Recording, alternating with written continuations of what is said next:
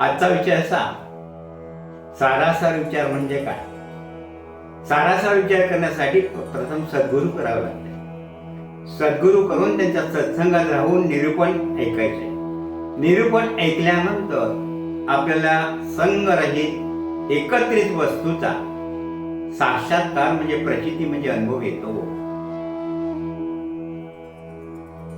आता अनुभव म्हणजे समर्थाने आम्हाला सोपं करून दिलेलं आहे. अनुभवी कशाला म्हणायचो? ज्याच्यातला मीपणा, अहंकार, ज्याच्यातला संशय नाही झालेला आहे, मी तू नाही, त्याला अनुभवी असं म्हणायचं आहे. त्याकरता नवविधा भक्तीमध्ये नवी भक्ती, आत्मनिवेदन. आत्मनिवेदन देवाची व्हावे आपण. आपण कोण, देव कोण? सद्गुरू केल्यानंतर फक्त आपण त्यांना दोन प्रश्न विचारायचे की मी कोण आणि देव कोण.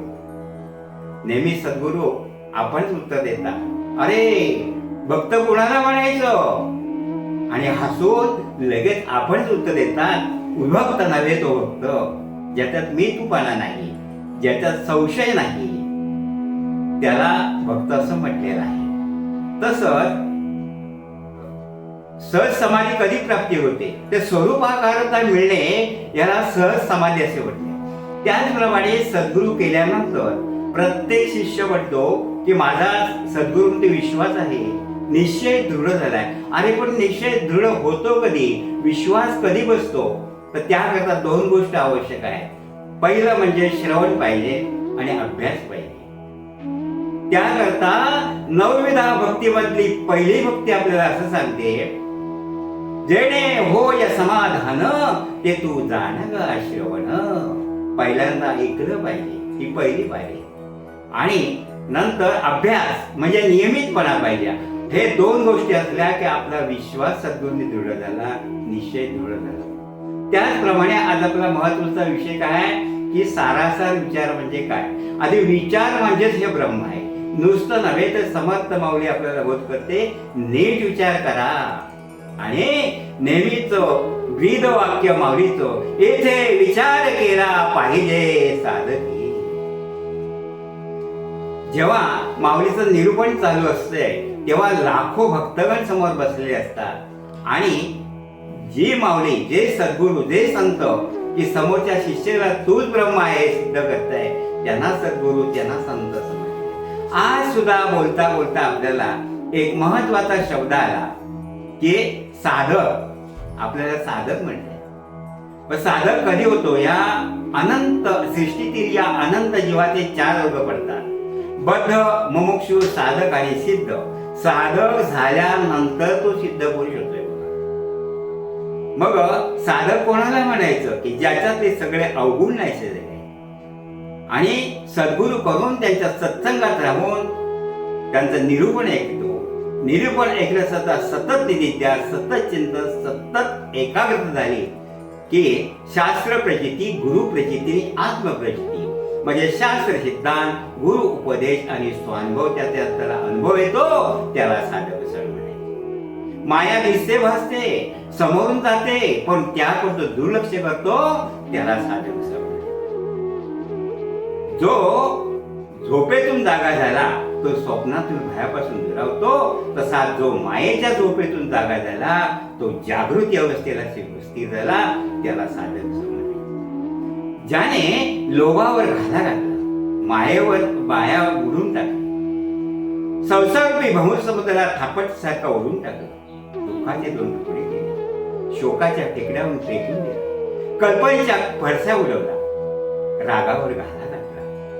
आणि महत्वाचं म्हणजे ज्याने स्वजनाची संगती सोडली आणि निवृत्तीच्या मार्गाने जाऊन ज्ञानयोग साध्य केला, त्याला साधक असं म्हणायचं. ज्याने कुविद्येला वेळ लावला आणि आत्मस्वरूपी चोरांच्या तडाखातून जो सुटला, त्याला साधक असं म्हणायचं.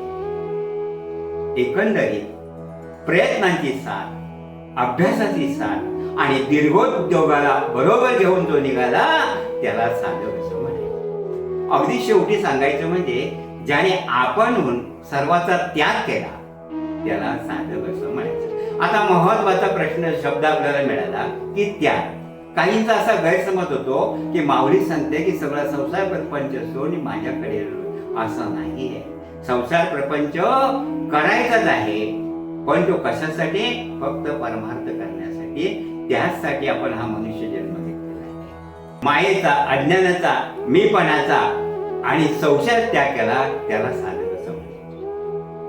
तेव्हा आता आपला महत्वाचा विषय काय आहे की सारासार विचार म्हणजे काय. मग आता विचार तरी कसला करायचा? तर आपल्या मनुष्य जन्माचे मुख्य 3 टप्पे पडतात: बालपण, तारुण्य आणि म्हातारपण म्हणजे प्रौढत्व. त्यापैकी बालपण आपलं हसत केलं कसं व्यवस्थित जात आहे, मजेत जात आहे.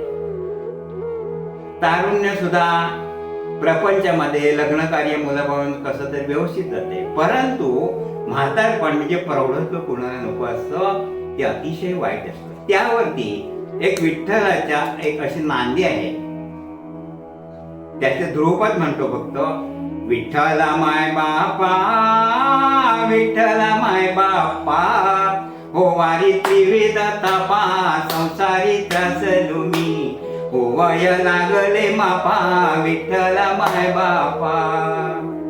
बाळपण नाठविले, बाळपण नाठविले, हो व्यर्थ तारुण्य गेले, जरा ये दुःख मोठे, पुढे ठाकून आले, विठ्ठल माय बापा. जेव्हा हे वृद्ध काळ येतो, म्हातारपण, तेव्हा तो हरी हरी विठ्ठल विठ्ठल विठ्ठल कर.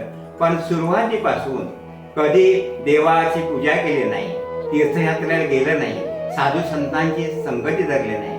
मग त्यावेळी जेव्हा त्याला काळा बसतात, जायची वेळ येते, तेव्हा तो म्हणतो विठ्ठल विठ्ठल. नामस्मरण हे त्याला माहीतच नाही. मग आपली जर ओळखच नसेल एखाद्या जवळ, तर तो उभा राहील का? देवाजवळ त्याची ओळखच नाहीये. किंवा आपल्याला समजा 10 रुपये लागले, ते तर मित्र असला तर देऊ शकतो, ओळख असेल तर. रस्त्याने जाणाऱ्या माहिती देईल का? ओळखच नाही. आता तो जायचंच आहे. मग जायचं म्हणजे कसं? तुला पाठवला परमार्थ करायला, तू राहायलाच वेगळाच करत. आणि आता काय होईल त्याची स्थिती की परत गटांगळ्या राहडगाडगा तुला सुरू करावं लागेल. त्यासाठी आपण नेहमी हरिनाम घ्यायचं आहे.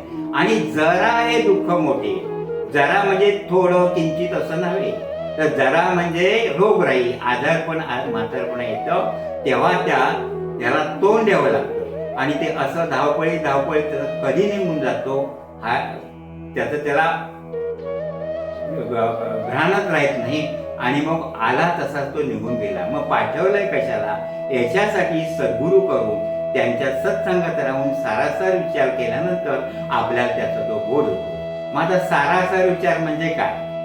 तर सारासार विचाराचा शुद्ध भावार्थ निर्गुण ब्रह्मा वेगळे, मूळ माये सकट असा, याचंच नाव सारासार विचार. सारासार विचार म्हणजे चांगलं वाईट याचं तारतम्य ज्ञान. तारतम्य याचा अर्थ इथं बोध, राजमार्ग आपल्याला सांगतात, तो नीट ऐकायचा. ऐकताना निद्रा, आळस आणि वाईट ठेवायचं, कृत्य ठेवायचं नाही. ज्याच्यासाठी हा आपण मनुष्य जन्म आहे ते निश्चितच प्राप्त होतो. मग कशासाठी आपण जन्म घेतलाय? तर ज्या गावातून आलो त्या गावात आपल्याला पाठवलं देवाने. जो देवाचा गाव आहे तोच आपला गाव आहे. आणि त्या गावाचं नाव मोक्ष गाव आहे. आणि मोक्ष गावात दाखवायचा मोकळा रस्ता कोण दाखवतो? तर एका जनार्दनी गुरु मज भेटला, मोकळा दाविला मार्ग तेने, मोकळा दाविला मार्ग तेने. मोकळ्या गावात मोकळा जायचा रस्ता फक्त सद्गुरूच दाखवतात, दुसरा कोणाला अधिकार नाही. मग तो आता कुठे जाय, कशातनं आपल्याला मोकळ व्हायचं आहे? तर पुनरपि जननी जठरी शयनम. पुन्हा पुन्हा कुठलाही आपल्याला गर्भाशय नको, त्यातून मुक्ती मिळावी, मोक्ष मिळावा, म्हणून सुटका मिळावी, म्हणून आपण हा मनुष्य जन्म मिळवलेला आहे. आणि त्याकरता सद्गुरूंच्या सत्संगात राहून सारासारखी विचार केला असता आपल्याला तिथपर्यंत पोहोचता येतं. एवढाच याचा भावार्थ आहे. बस, माझ्या 2 शब्दांना